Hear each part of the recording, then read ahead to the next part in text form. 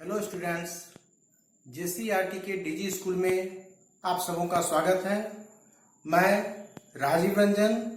आज की इस वीडियो में मैं आपके लिए किशोरावस्था की ओर पाठ में दिए गए अभ्यास प्रश्नों के हल को लेकर उपस्थित हूं। तो आइए बारी बारी से इन प्रश्नों के हल को हम देखते हैं। प्रश्न संख्या 1 में है सही विकल्प को चुनिए। मतलब इसमें प्रश्न संख्या 1 में कुल 3 प्रश्न दिए गए हैं और प्रत्येक प्रश्न में 4 विकल्प हैं। इन चारों विकल्पों में से जो सही विकल्प है हमें उनका चयन करना है। तो पहला प्रश्न है कि इनमें से कौन सा परिवर्तन यौनारंभ के दौरान नहीं होता।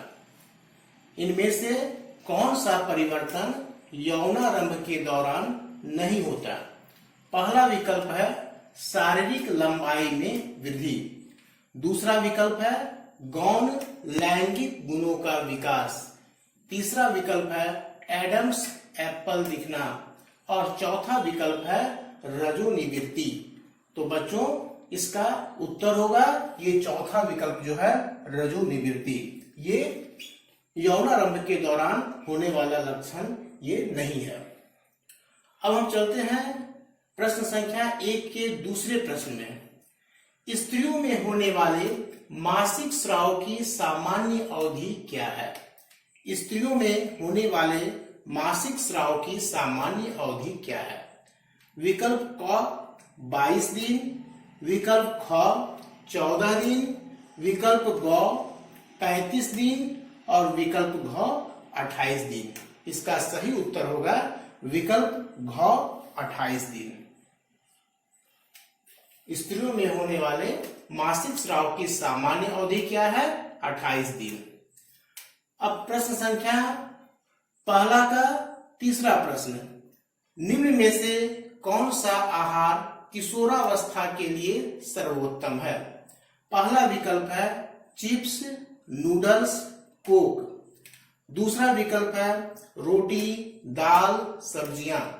तीसरा विकल्प है चावल, नूडल्स, बर्गर और चौथा विकल्प है शाकाहारी टिक्की, चिप्स तथा लेमन पेय।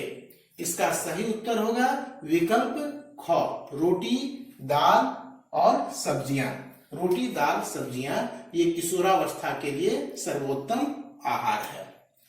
अब हम चलते हैं प्रश्न संख्या 2 में। प्रश्न संख्या 2 में कुल 6 प्रश्न है।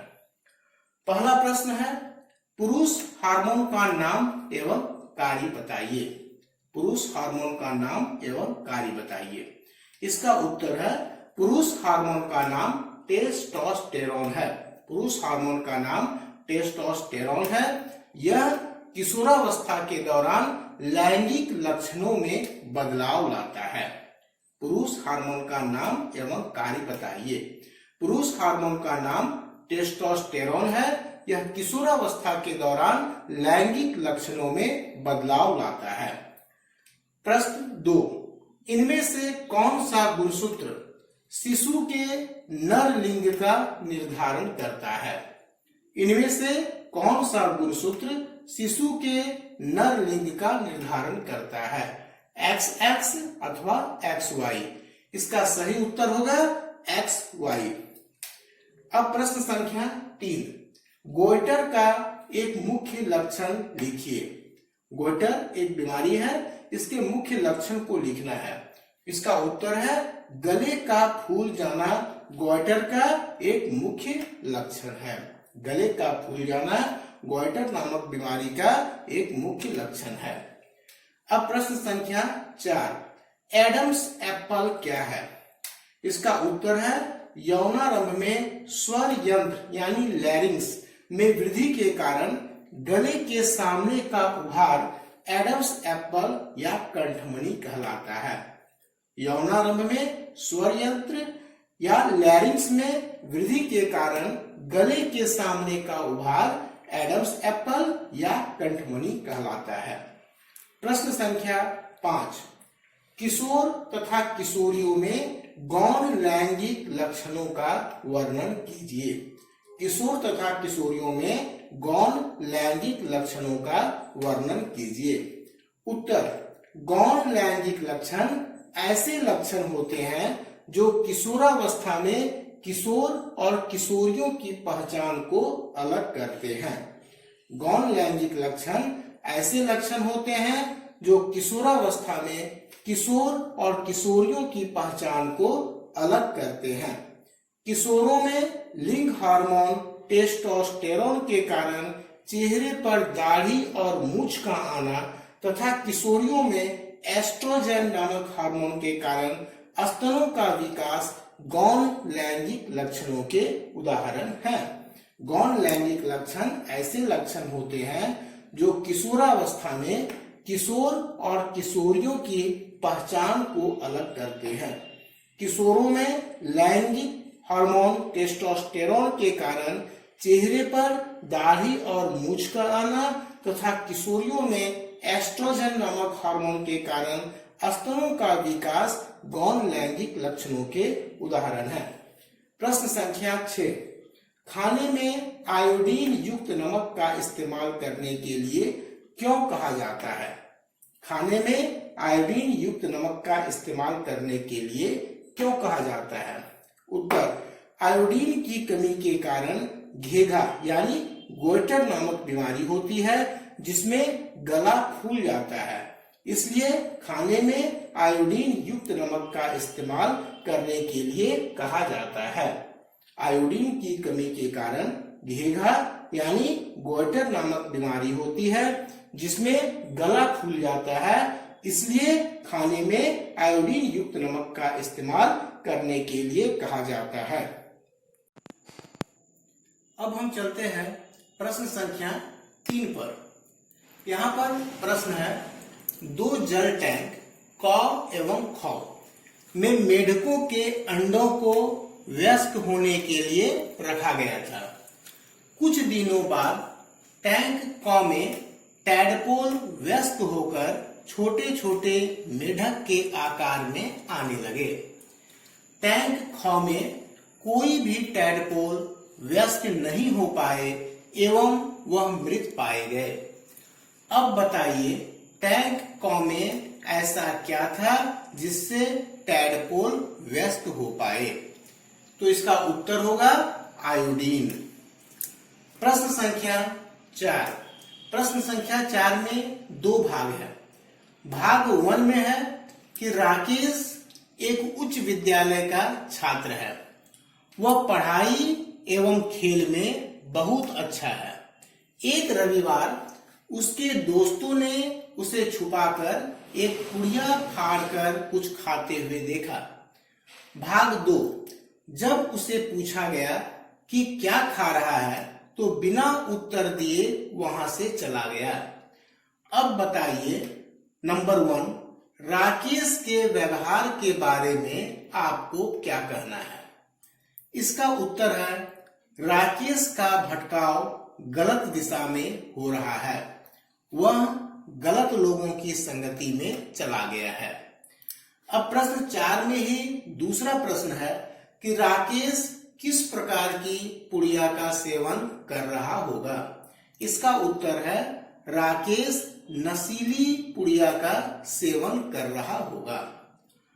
अब प्रश्न 3, 4 का ही तीसरा प्रश्न, क्या उसका इन सब चीजों को खाना सही है? नहीं तो क्यों?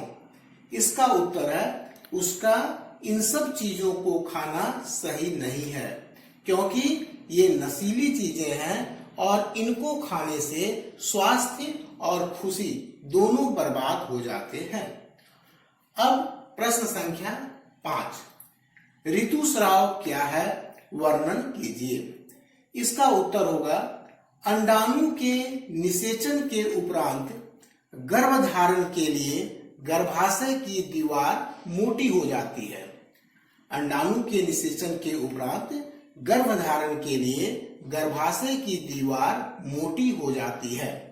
यदि अंडाणु का निषेचन नहीं होता है तो गर्भाशय का मोटा स्तर तथा उसकी अंदरूनी परत में जमी हुई रुधिर वाहिकाओं की परत टूटकर योनि द्वार से बाहर आ जाती है। इसे ऋतुस्राव कहते हैं, जो 28 से 30 दिन में एक बार होता है।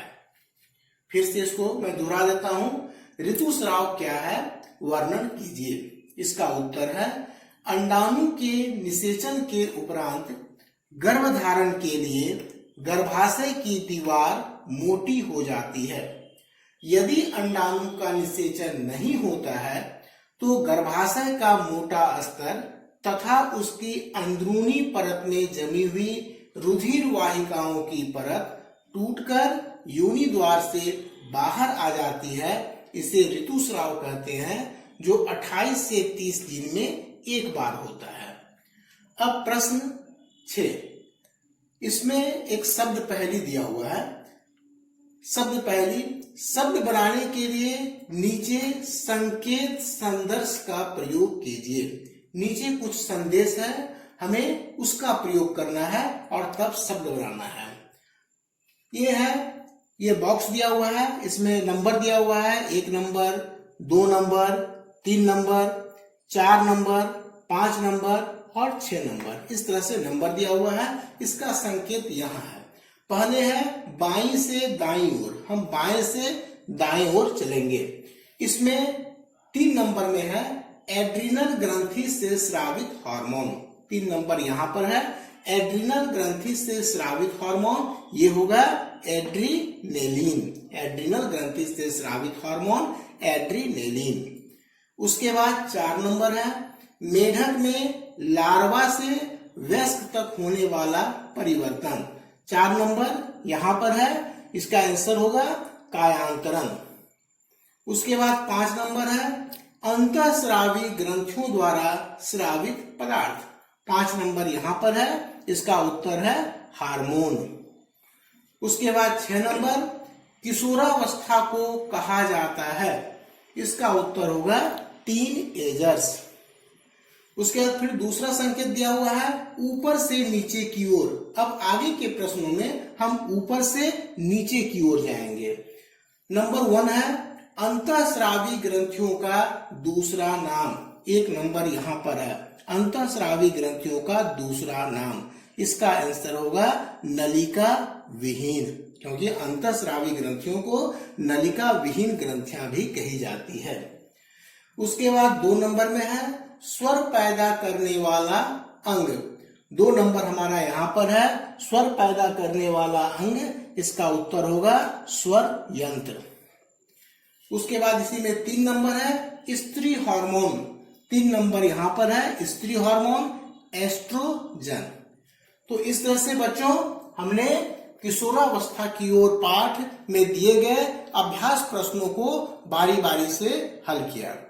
अब फिर हम अगली वीडियो में मिलेंगे और तब तक के लिए धन्यवाद।